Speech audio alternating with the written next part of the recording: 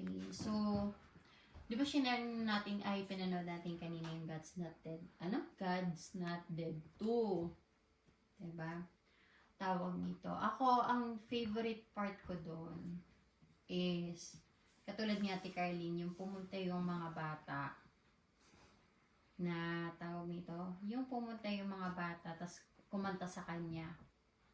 Yun yung pinaka-favorite part ko. Kasi, nag-wonder ba kayo kung bakit may kandila?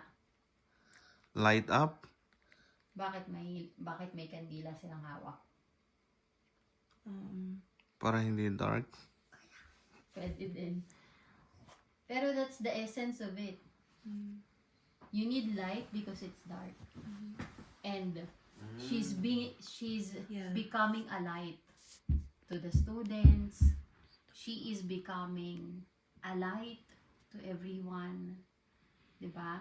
And when you become a light to everyone, the other people can become a light for you as well when you are dark. So that's what happened to her too. Yeah. She light everyone's faith. At nung yung faith niya is bumabagsak na, It's dark. yung ibang tao naman na binigyan niya ng light, Siya naman ang inano. sila naman yung nag-sustain sa light niya. So, para sa akin, napakaganda nun. It's a good reminder na being a light is not kept in a dark place lang na mababa. Should be Diba? shared. It needs to be, your light needs to be shared for everyone to see. Look at Charlie Kirk. Nung namatay si Charlie Kirk, doon ko na-realize, Lord, ganun pala maging light. Kasi 'di ba, the Lord in the Bible, sabi doon, you are called to be, light and salt of the world. Diba? Sabi ko, I never realized kung ano ibig sabihin ng light na yun. Not until Charlie Kirk died. And with this movie, na-relate ko lang siya. Kasi, if you are going to become a light of this world, they will see you. They will hear you. Just like what Charlie Kirk. Maraming tao ang nakakita sa liwanag niya na itinataas niya si Jesus, kaya maraming tao ang nabago ang buhay. And that's the same with, paano niya? Si Miss Wesley. Hinayaan niyang gamitin siya ni Lord. Gamitin ni Lord yung light niya. Itinaas niya yung light niya para kay Lord.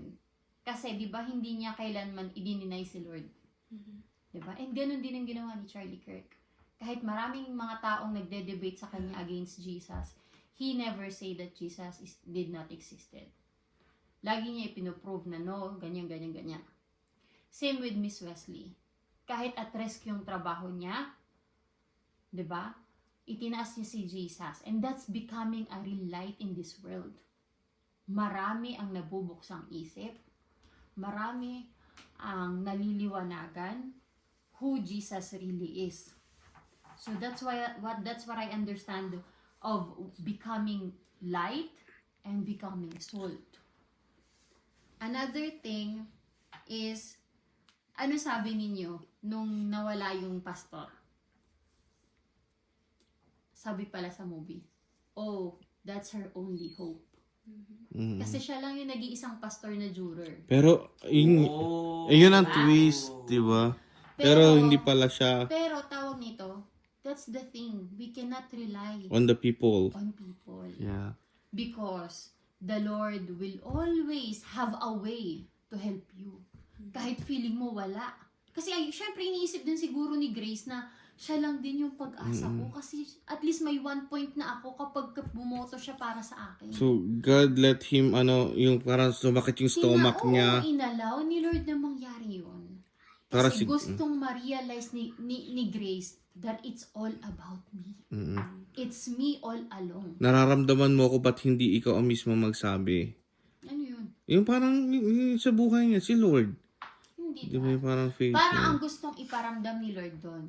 You cannot, just kasi, you cannot rely On to people. other people, but to Jesus alone, to God alone. Diba? Yun yung pinaramdam at pinarealize ni Lord kay kay Miss Wesley na kala mo hindi kita kasama, kala mo hindi kita sinasamahan, hindi. I was with you all along. Tapos, Yung sa akin. sabi dito, ano yung sabi mo, Charles, kanina? Na. When you stand on your faith.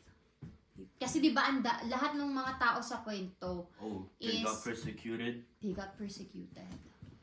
Yeah. They got persecuted, no? But they never denied Jesus. They never denied their faith. Nor And regretted their Yes. faith. And kapag ganun pala tayo, katulad nung Chinese ba yun? Mm-mm. Chinese ba yun? Katulad nung Chinese na nasa kwento.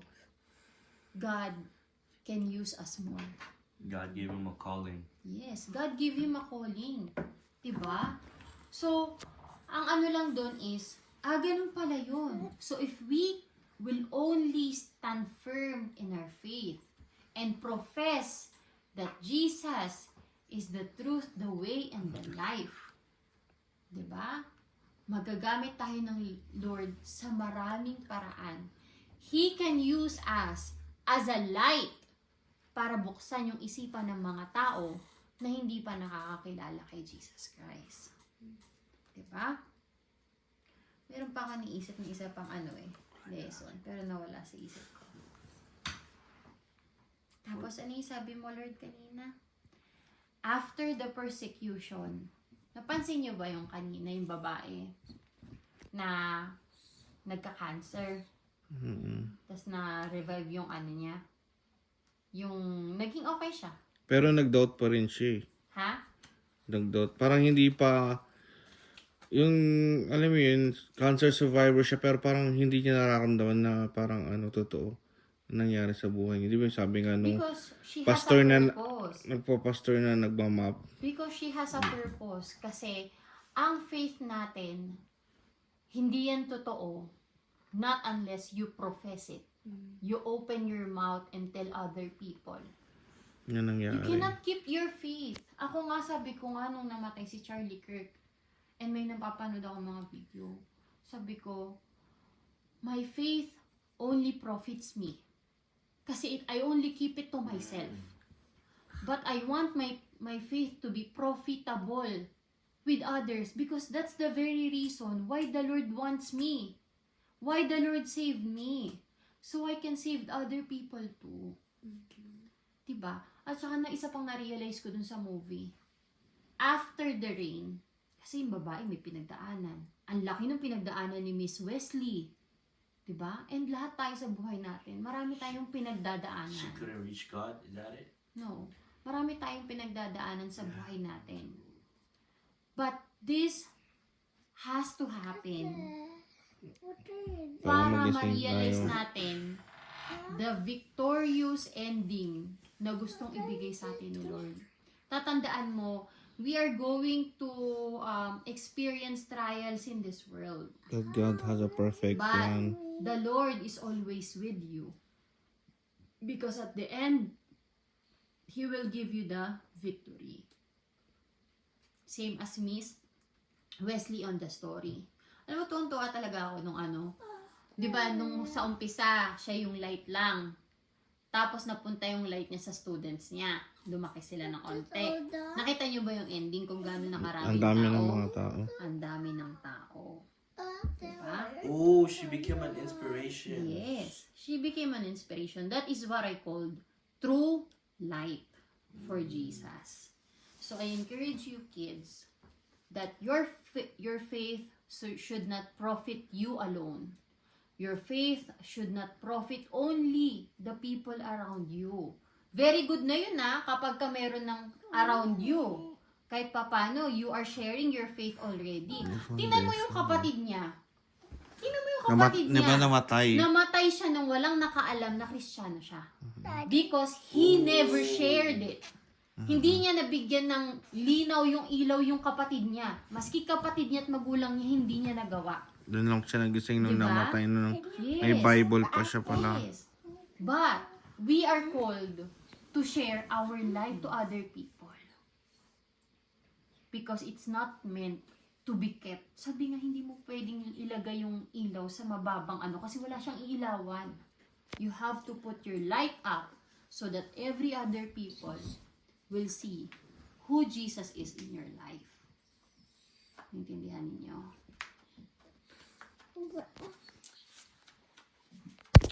It's so nice, Lord.